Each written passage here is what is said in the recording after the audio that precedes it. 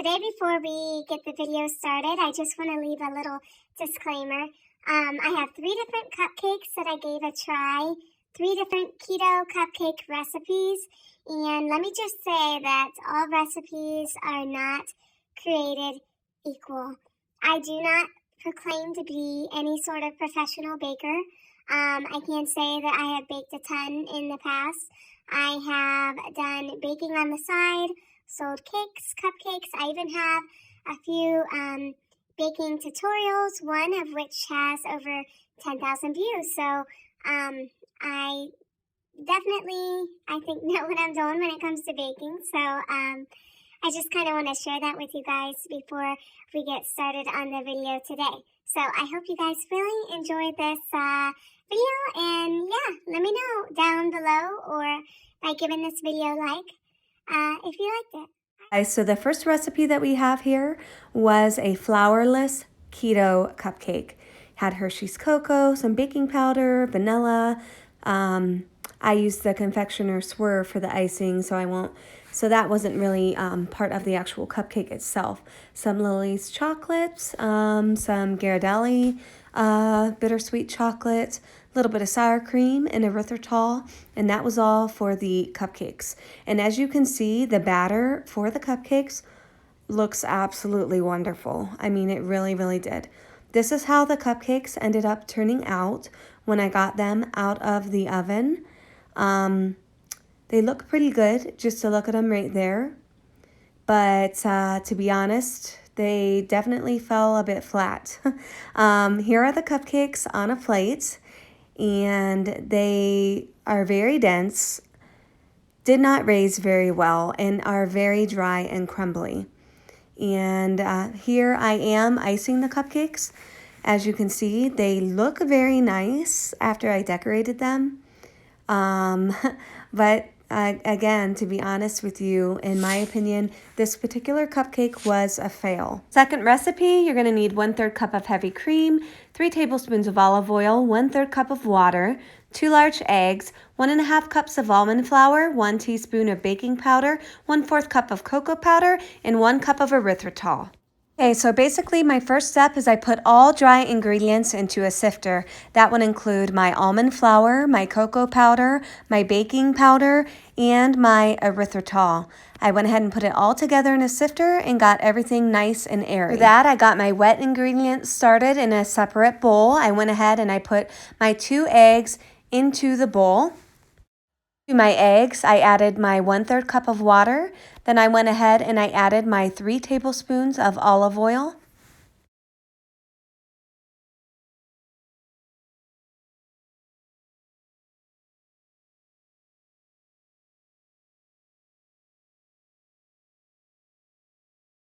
Next, I added my 1/3 cup of heavy whipping cream to my wet ingredients. And I went ahead and started getting that mixed up with a wire whisk. Final step is I added my dry ingredients back into the wet ingredients and went ahead and mixed with a wire whisk. I did do this by hand. Generally, if I was making a traditional cupcake, I would definitely use my stand mixer. But because the ingredients are a little bit different and we're making a keto cupcake today, I went ahead and just did this by hand so as not to overbeat the batter. I think that it probably wouldn't turn out properly if I had overmixed it. Putting cupcake liners into my cupcake pan. All in all, I added 2 more cupcake liners, making 14 cupcakes out of this. And I did go ahead and pop these into the oven at 325 degrees, and it took about 20 minutes. This is what the second cupcake ended up looking like once it came out of the oven. I went ahead and I broke one of these apart for you all to show you. The inside was pretty fudgy and gooey. The outside was a little crispy, but all in all, the flavor was really good. Moving on to the third and final recipe, I have 1 cup of almond flour, 1/3 cup of erythritol. I'm going to need 2 tablespoons of Hershey's cocoa, a little bit of Himalayan salt, and 2 teaspoons of baking powder. Funny enough, this recipe is actually a chocolate donut recipe from Wholesome Yum and I actually thought that it would be good to recreate it as a cupcake. So into the bowl, I put 1 cup of my almond flour. I went ahead and put 1/3 cup of erythritol. I added to my bowl 2 teaspoons full of baking powder.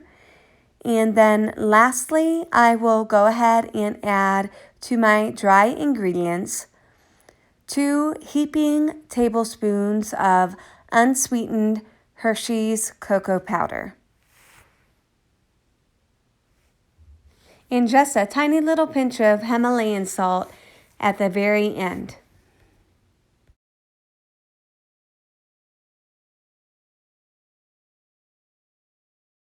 Next, I went ahead and got another bowl out and I got my wet ingredients started. I went ahead and added 2 large eggs to a bowl. And after I did that, I did go ahead and whisk those around a little bit with my wire whisk. Again, I am not going to use my stand mixer for this. I'm just kind of being easy with the ingredients so as not to overmix. Add to my eggs a 1/2 teaspoon of vanilla paste. I went ahead and I added to my bowl 1/4 cup of unsweetened almond milk. And I went ahead and mixed that all together with the rest of the wet ingredients. Lastly, I went ahead and added a 1/2 stick of melted butter. Now the melted butter is going to be hot, so you are going to want to temper the liquid very, very slowly. You're going to want to add the butter into the egg mixture and whisk the whole time so that you don't end up scrambling your eggs. Okay, finally I'm going to go ahead and add my liquid into my dry ingredients, and I will go ahead and whisk that up very slowly, trying not to over mix my ingredients.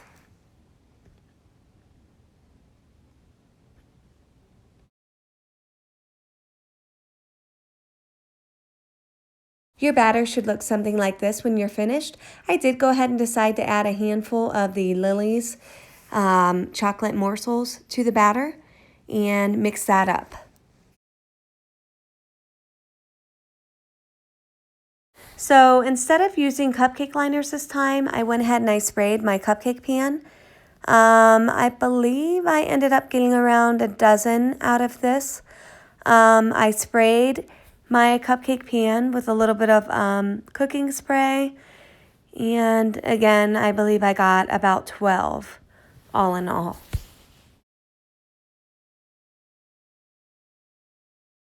These into the oven. Actually looks like I ended up getting 11, and I popped them in at 350 degrees for about 18 minutes.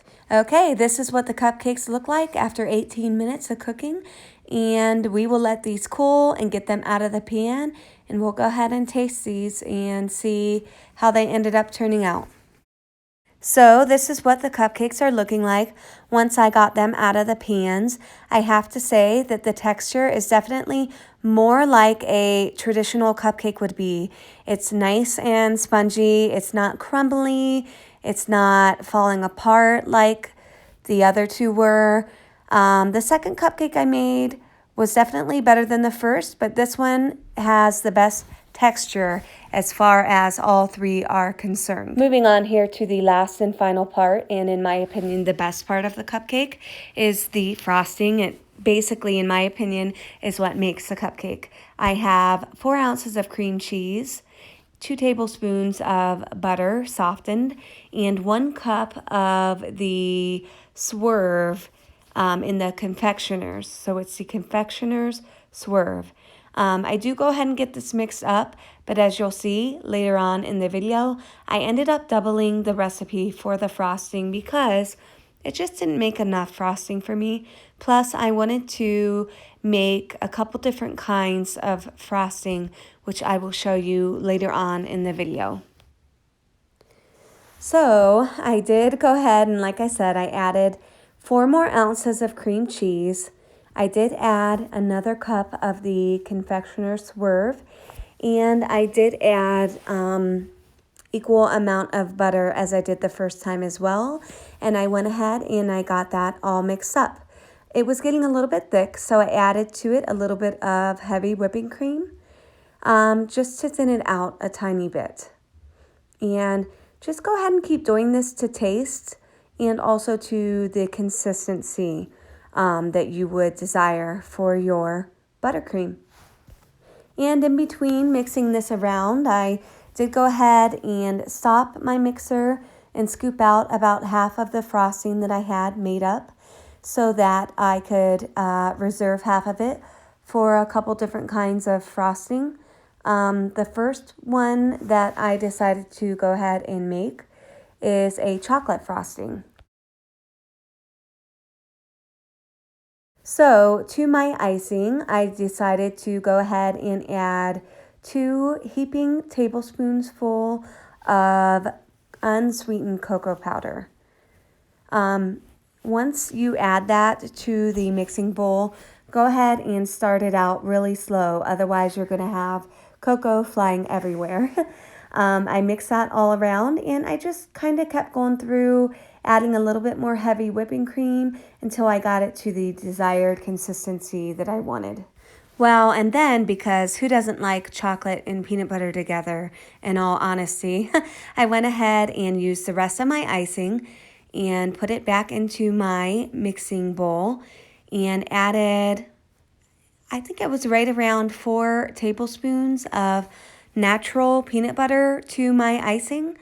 And again, I just went ahead and mixed it around, and when it started to look like it was getting a little bit thick, I added a little bit of heavy whipping cream to it throughout, mixing it up just to make sure that the consistency wasn't too thick.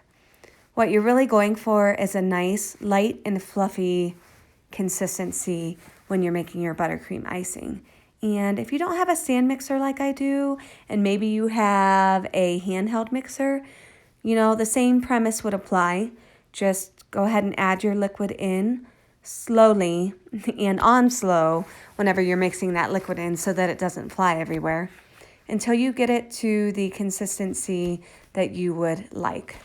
And I have to say this peanut butter icing turned out superb.